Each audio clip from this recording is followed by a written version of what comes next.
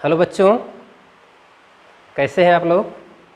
मैं अनिल सर आप लोगों का अपने YouTube चैनल या कह लीजिए आपके YouTube चैनल सरदार वल्लभ भाई पटेल इंटरमीडिएट कॉलेज तरसा मुस्तफाबाद जौनपुर में स्वागत करता हूं। तो बच्चों इसके पहले हम लोग जो है पढ़ रहे थे अम्ल, क्षार तथा लवण। तो हम ये आशा कर रहे होंगे कि आप लोग जो है अम्ल, क्षार तथा लवण के बारे में जो पहला वीडियो हमने आपको उपलब्ध कराया था आप उसको पढ़े होंगे, आप समझ गए होंगे।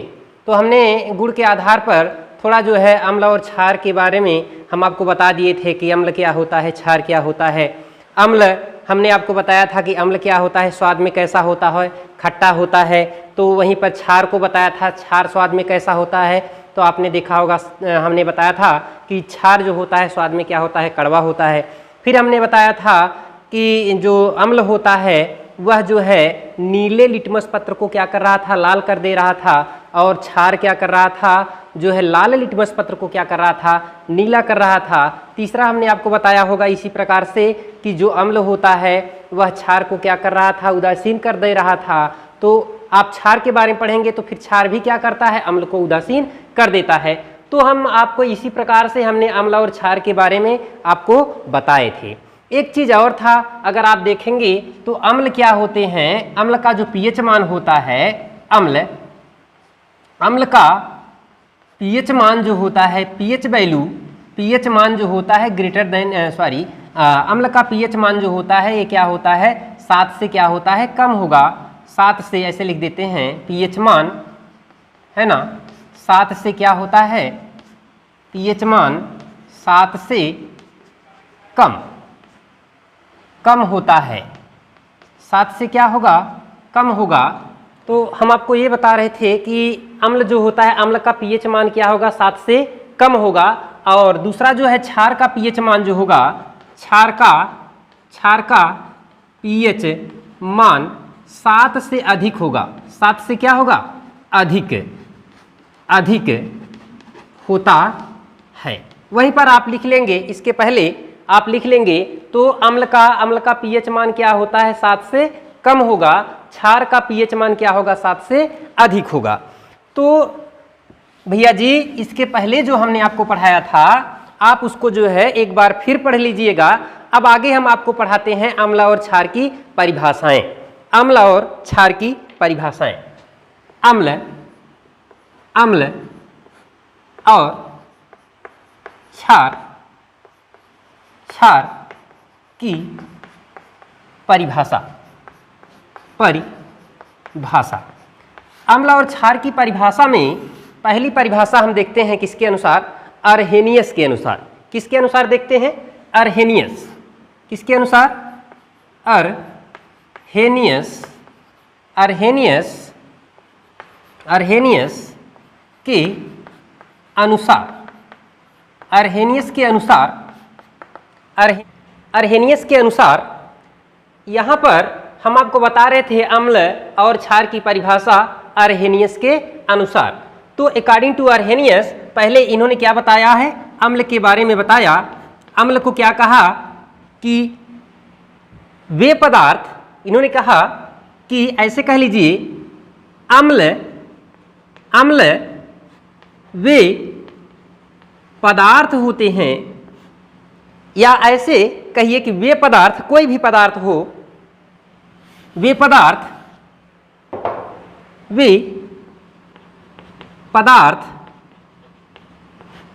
जो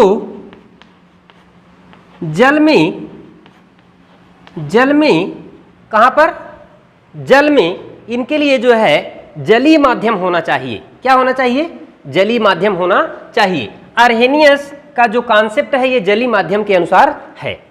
जलीय माध्यम में वे पदार्थ जो जल में घुलकर, क्या करके, घुलकर H+ आयन क्या देते हैं, H+ आयन, इसे कहते हैं H+ आयन, इसे कहते हैं क्या, हाइड्रोजन।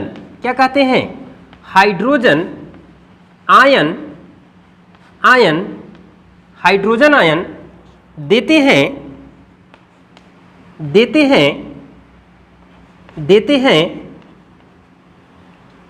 तथा जल के अणुओं के साथ संयोग करके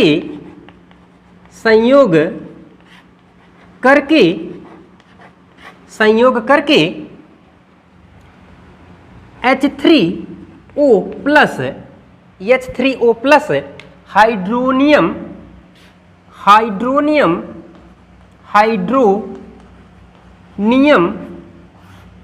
आयन बनाते हैं अम्ल कहलाते हैं। ऐसा आप समझ लीजिए, इन्होंने अर्हेनियस महोदय ने कहा कि वे पदार्थ, कौन से पदार्थ, कोई भी पदार्थ हो जो जल में घुल करके क्या दे, H+ आयन दे, हाइड्रोजन आयन दे, क्या दे, हाइड्रोजन आयन देता है तथा जल के अणु के साथ जुड़ करके, जब भाई जल में क्या दे रहा है, H+ आयन, तो जल में क्या है, H2O, तो जल के अणुओं के साथ जुड़ करके हाइड्रोनियम आयन बनाता है, अम्ल कहलाता है। क्या कहलाता है, अम्ल कहलाता है। अभी आप देखिए इस प्रकार से कैसे जुड़ रहा है।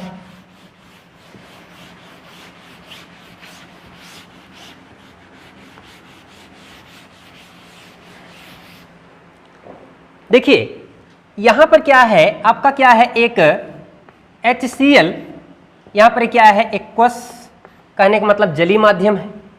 अब ये टूटा क्या है, किसमें टूटा, आपका टूट गया H+ में, प्लस किसमें टूट गया, Cl माइनस, ये क्या है, एक्वस, ये भी क्या है, एक्वस है।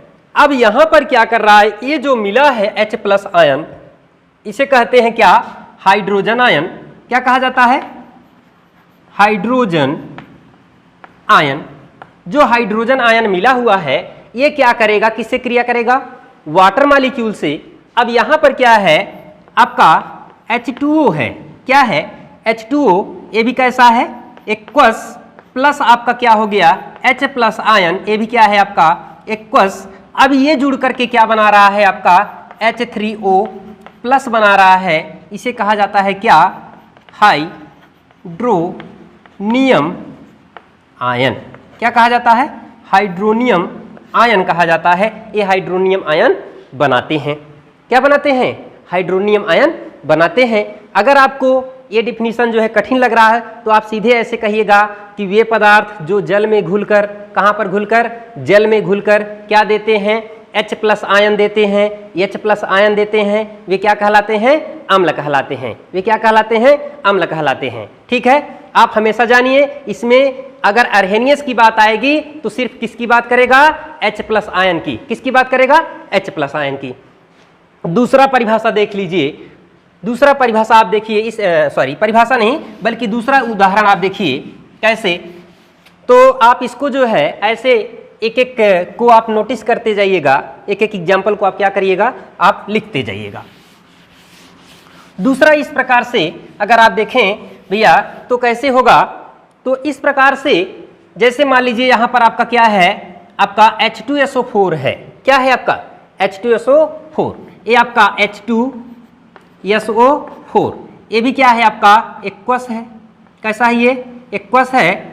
और अब यहाँ पर जब ये टूटेगा तो होगा क्या, ये कैसे टूटता है, ये टूटेगा आपका 2H+ में। किस में टूटेगा, 2H+ में, प्लस ये टूट जाएगा क्या, SO4 2- में।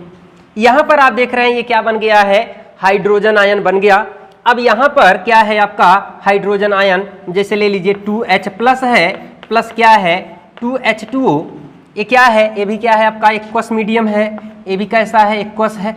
यहाँ पर भी वही प्रोसेस है, ये भी कैसा है, एक्वस, ये भी कैसा है आपका एक्वस, जलीय माध्यम में। अब ये जुड़ करके क्या बना लेंगे, यहाँ पर 2H3O+, तो यहाँ पर आपका बन गया क्या, ये भी क्या है आपका एक्वस है, इसे कहते क्या है, हाइड्रोनियम आयन। तो आप सीधे कहेंगे वे पदार्थ जो क्या दे, H+ आयन दे। इससे आप कह सकते हैं कि H2SO4 क्या है, एक अम्ल है। H2SO4 क्या है, एक अम्ल है। ठीक है, और आगे चलते हैं और आगे हम दिखा देते हैं इसी प्रकार से विविध प्रकार के, जैसे H3PO4 ना, अगर हम इसको दिखाएं H3PO4 को ना, तो ये भी क्या होगा, ये टूटेगा किसमें, इसे आप तोड़ना चाहें तो इस प्रकार से आप 3H+ क्या कर सकते हैं, PO4 3- दिखा सकते हैं, है कि नहीं, KCl। तो इसी प्रकार से तमाम प्रकार के उदाहरण होंगे, है ना, जो क्या करेंगे, अम्ल को क्या करेंगे, प्रदर्शित करेंगे। तो दूसरी परिभाषा अर्हेनियस के अनुसार अब हम देख लेते हैं किसको, क्षार को। किसके देख लेते हैं, क्षार को। अर्हेनियस के अनुसार हम किसको देख लेते हैं, क्षार को देख लेते हैं। देखिए क्षार की बात करता है अर्हेनियस, क्या कहता है क्षार के बारे में, इसे बेटा क्या कहते हैं, बेस कहते हैं। इसे क्या कहते हैं, बेस कहते हैं, बेस कहते हैं। अब देखिए क्षार को इन्होंने कहा कि वे पदार्थ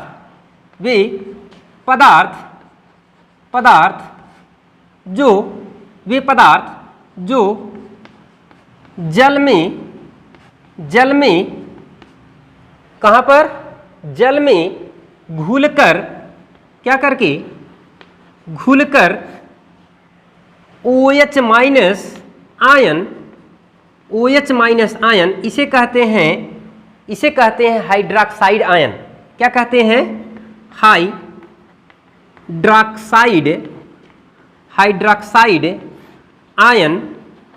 हाइड्रॉक्साइड आयन देते हैं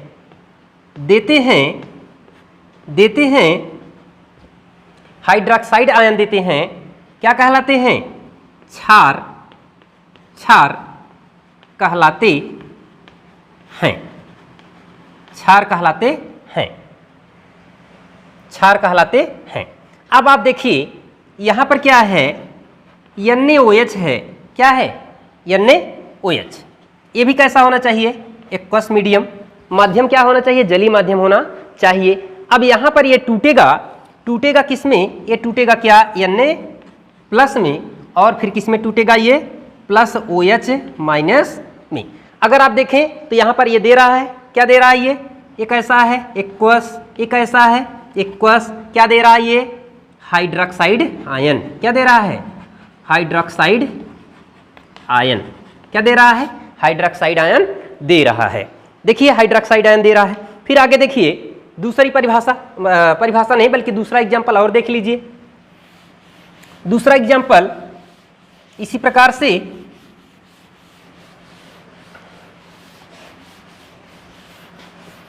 दूसरा एग्जाम्पल आप देखिए, आप NH4OH को ले लीजिए, NH4OH को ले लीजिए, है ना।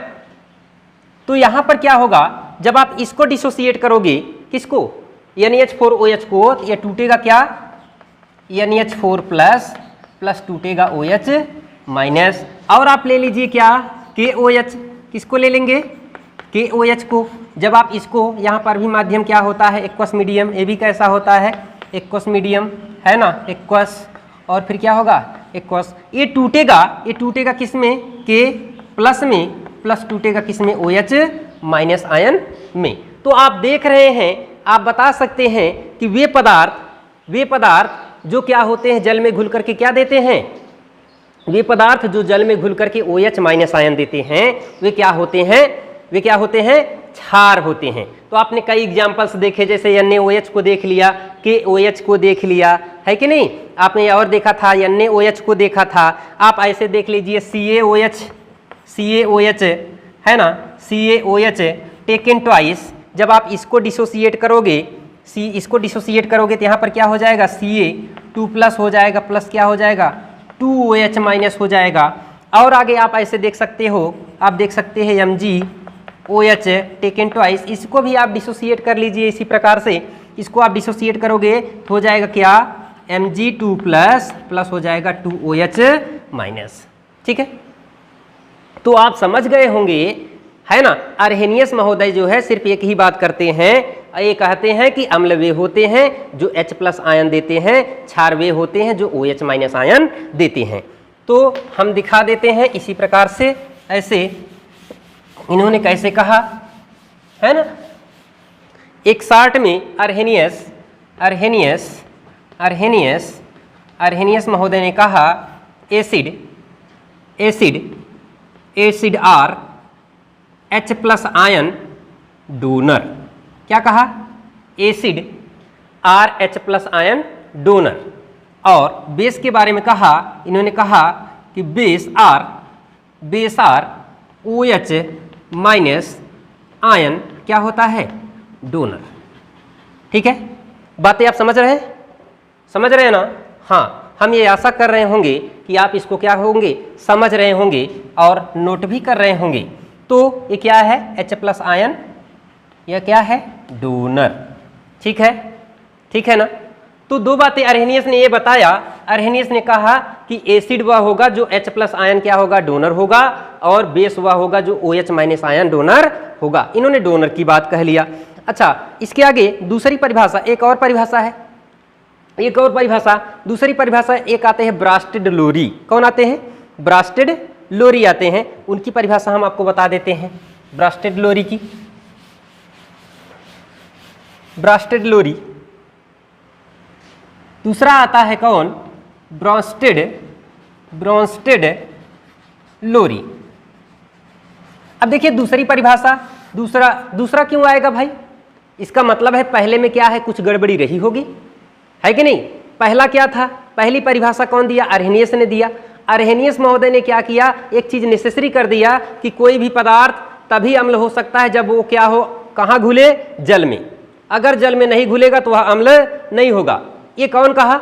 ये कह दिए कौन? अर्हेनियस ने। अर्हेनियस की परिभाषा सिर्फ क्या करती है? ऐसे पदार्थों की व्याख्या करती है, अम्ल और क्षार के बारे में ऐसे पदार्थों की गुणों की व्याख्या करती है जो जल में घुले, जल में घुल करके H+ आयन दे, तब तो वो बता पाएगा कि वह क्या है, अम्ल है कि क्षार है। लेकिन बहुत से पदार्थ ऐसे थे जो क्या करते थे, जल में नहीं घुलते थे, फिर भी क्या होते थे, H+ आयन दे रहे हैं, और क्या करते थे, H+ आयन देते थे, और OH- आयन नहीं दे रहे हैं, फिर भी वो क्या कर रहे हैं, अम्ल और क्षार की तरह बिहेव कर रहे हैं। इसकी व्याख्या जो है कौन? इसकी व्याख्या जो है अर्हेनियस महोदय नहीं कर पाए। तो इसके बाद जो है, अर्हेनियस के बाद जब दूसरी परिभाषा आया कौन देने? ब्रास्टेड लोरी आए। कौन आए? ब्रास्टेड लोरी। ब्रास्टेड लोरी। देखिए ब्रास्टेड लोरी जो थे, इन्होंने एसिड के बारे में बताया। इनकी परिभाषा और सरल है। इन्होंने कहा, एसिड के बारे में कहा, पहला एसिड के कहा कि वे पदार्थ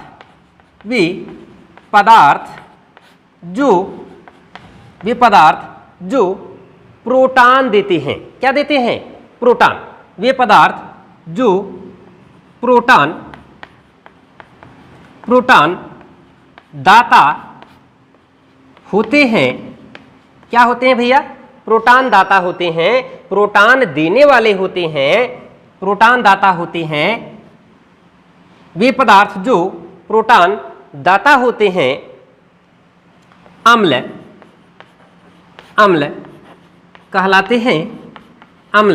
कहलाते हैं। ठीक है, वे पदार्थ जो क्या दे? प्रोटॉन दे, वे क्या है? अम्ल है। और इनके लिए क्या है? किसी माध्यम की आवश्यकता नहीं है, जल की आवश्यकता नहीं है। तो कोई भी पदार्थ है, जैसे HCl ही है, तो HCl भैया जब आप इसको तोड़ोगे ये टूट जाएगा किसमें? H+ में, प्लस किसमें टूटेगा? Cl- में। ये दे रहा है प्रोटॉन। क्या दे रहा है? प्रोटॉन। अब आप सोचेंगे प्रोटॉन क्या होता है, तो आप पढ़ के आ रहे हैं, कक्षा 9 से ही पढ़ के आ रहे हो प्रोटॉन क्या होता है कि नहीं। एक परमाणु होता है कौन? हाइड्रोजन। कौन होता है? हाइड्रोजन है। इसका परमाणु क्रमांक कितना है? 1 है ना। इसकी द्रव्यमान संख्या भी कितनी है? 1 है। कहने का मतलब है कि इसके नाभिक में क्या है? प्रोटॉन 1 है। एक क्या है? प्रोटॉन है, न्यूट्रॉन नहीं है। और इसके नाभिक के बाहर क्या है? 1 इलेक्ट्रॉन है। नाभिक के बाहर क्या है? 1 इलेक्ट्रॉन है। जब यही आप 1 इलेक्ट्रॉन को इससे क्या करोगे? बाहर निकाल दोगे। जब ये इलेक्ट्रॉन क्या हो गया? यहां से निकल करके बाहर चला गया तो यहां पर कौन सा चार्ज दिखाई दिया? एक प्लस चार्ज दिखाई दिया। इस प्लस चार्ज पे इस हाइड्रोजन में सिर्फ है क्या? एक प्रोटॉन है, तो इसलिए इसे क्या कहा जाता है? प्रोटॉन कहा जाता है।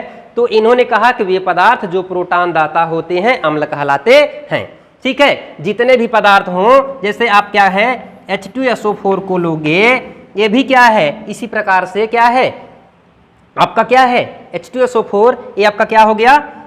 आपका हो गया क्या? 2H प्लस हो गया SO4 2-। तो आप देख रहे हैं ये प्रोटॉन दे रहे हैं, इसलिए क्या है? अम्ल है। दूसरा, अगर हम इनके बारे में, क्षार के बारे में भी बता दें तो इस प्रकार से देखिए, ये तो अम्ल की बात थी। किसकी बात थी? अम्ल की बात है ना, अम्ल हो गया। अब देखें क्षार के बारे में इन्होंने क्या कहा? क्षार के बारे में इन्होंने क्या कहा?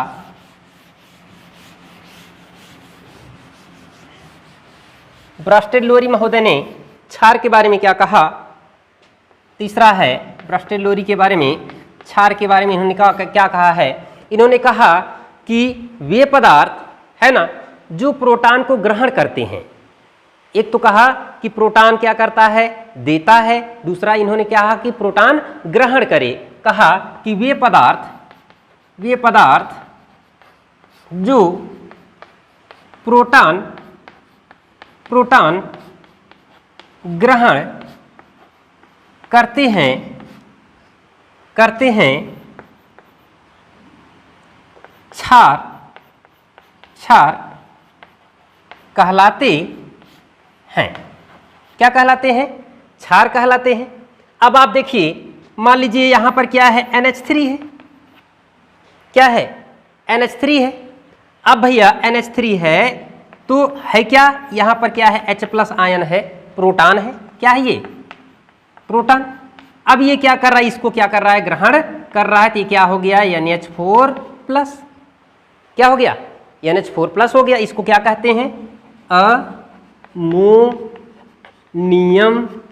Ammonium ion. अब आप देखिए ये क्या है? क्षार हो गया। क्या हो गया? क्षार हो गया, क्योंकि ये क्या कर रहा है? H+ आयन को ग्रहण कर रहा है कि नहीं? तो सीधी सी बात ये थी, इन्होंने जो है ब्रास्टेड लोरी महोदय ने ये बताया, कहा कि वे पदार्थ जो क्या दे? H+ आयन प्रोटॉन को दे, है ना, प्रोटॉन को देंगे वो क्या हो जाएंगे? वे क्या हो जाएंगे? एसिड। और जो प्रोटॉन को लेंगे वे क्या हो जाएंगे? वो क्या हो जाएंगे? बेस। समझ में आ रही बात? हाँ, हम ये आशा कर रहे होंगे कि आपको समझ में हमारी बातें आ रही हैं। ठीक है, देखें अब जो है इसका जो है शॉर्ट कॉन्सेप्ट कैसे है? ऐसे आप इसको ऐसे लिख लेंगे, है ना। इन्होंने कहा, ब्रास्टेड लोरी ने कहा कि प्रोटॉन दाता, प्रोटॉन डोनर और एसिड। क्या कहा? प्रोटॉन डोनर और एसिड। दूसरा क्या कहा? प्रोटॉन, है ना, प्रोटॉन एक्सेप्टर, है ना, और बेस। जो प्रोटॉन को ले वो क्या होगा? जो प्रोटॉन को ले वो क्या होगा? है ना, जो प्रोटॉन को लेगा वह क्या होगा? एसिड होगा। और जो प्रोटॉन को देगा वह क्या होगा? बेस होगा। एक चीज और कहते हैं कि प्रोटॉन इसमें ना ब्रास्टेड लोरी एसिड बेस पेयर क्या होते हैं? ये क्या होते हैं? आपस में एसिड बेस पेयर होते हैं। एसिड बेस क्या होते हैं? एसिड के साथ बेस लगा होगा और बेस के साथ हमेशा क्या लगा होगा? एसिड लगा रहेगा। समझ में आई बात? एक परिभाषा और है, तीसरी परिभाषा जो है अम्ल और क्षार की, वो है लुईस की परिभाषा। किसकी है? लुईस। तो आप लोग लुईस का नाम सुने होंगे, है ना। अगर नहीं सुने होंगे फिर आगे आप सुनेंगे, लेकिन अभी से आप जानते रहिए कि लुईस कौन है, परिभाषा इसकी क्या है ना। तो लुईस महोदय ने क्या बताया? देखिए तीसरा क्या है? एक है लुईस, तीसरा कौन है आपका? लुईस महोदय है ना। इसे कहते हैं क्या है? लुईस कहते हैं। अब देखिए जो लुईस थे इन्होंने बताया है अम्ल और क्षार के बारे में, इनका कॉन्सेप्ट है। अब हुआ क्या भाई? दो महोदय आ गए, पहले कौन आए? अर्हेनियस आए, दूसरे कौन आए? ब्रास्टेड लोरी आए। अब तीसरे आ गए लुईस महोदय, है कि नहीं। इसका मतलब है कि जो ब्रास्टेड लोरी रहे होंगे उनके भी है ना अम्ल और क्षार की जो परिभाषाएं जो दिए हैं उनमें भी कुछ ना कुछ कमियां रही होंगी। सही बात है कि नहीं है? कुछ ना कुछ कमी रही होगी। अब उनका कमी क्या था, उनकी सिद्धांत में कमी क्या थी? अब वो सिर्फ प्रोटॉन की बात कर रहे थे। क्या कर रहे थे? प्रोटॉन की बात कर रहे थे कि प्रोटॉन अगर किसी पदार्थ के पास प्रोटॉन रहेगा तभी वह अम्ल है, अगर प्रोटॉन नहीं है तो वह अम्ल या क्षार नहीं है। ठीक है, लेकिन बहुत से ऐसे पदार्थ होंगे जिनके पास क्या होगा, प्रोटॉन नहीं होगा, फिर भी वह अम्ल और क्षार की तरह बिहेव करेगा। तो इस गुण की व्याख्या करने के लिए कौन आया? लुईस आए। लुईस महोदय ने बताया, इन्होंने कहा कि अम्ल वे पदार्थ होंगे जो क्या करते हैं, लोन पेयर इलेक्ट्रॉन को क्या करते हैं, ग्रहण करते हैं।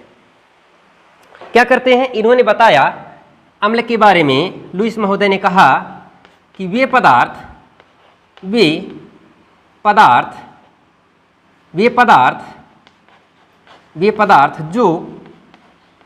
जो कैसा, एकाकी से कहते हैं, एकाकी इलेक्ट्रॉन युग्म ग्रहण करते हैं। वे पदार्थ जो एकाकी इलेक्ट्रॉन युग्म ग्रहण करते हैं, क्या करते हैं? ग्रहण करते हैं, है ना, एकाकी इलेक्ट्रॉन युग्म ग्रहण करते हैं, अम्ल कहलाते हैं। क्या कहलाते हैं? अम्ल कहलाते हैं।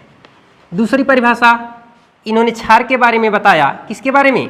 क्षार के बारे में बताया कि वे पदार्थ, इन्होंने कहा क्या, वे पदार्थ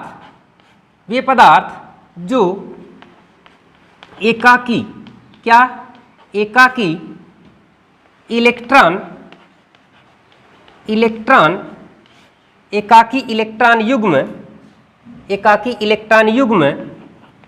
युग्म दाता होते हैं। क्या होते हैं? दाता होते हैं। एकाकी इलेक्ट्रॉन युग्म दाता होते हैं, क्षार कहलाते हैं। क्या कहलाते हैं? क्षार कहलाते हैं।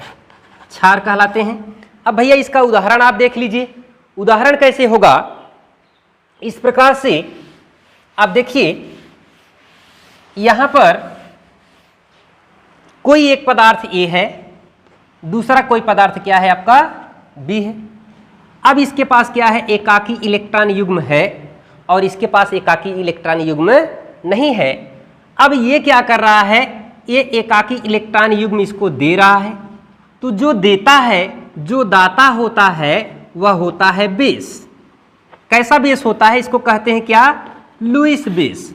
और जो ग्रहण करता है उसको कहा जाता है क्या, लुईस एसिड। क्या कहा जाता है? Lewis acid. तो आप समझ गए होंगे कि जो लोन पेयर इलेक्ट्रॉन, कहने का मतलब जो एकाकी इलेक्ट्रॉन युग्म है, जो देगा, जो दाता होगा वह बेस होगा, जो लेगा वह क्या होगा, आपका एसिड होगा।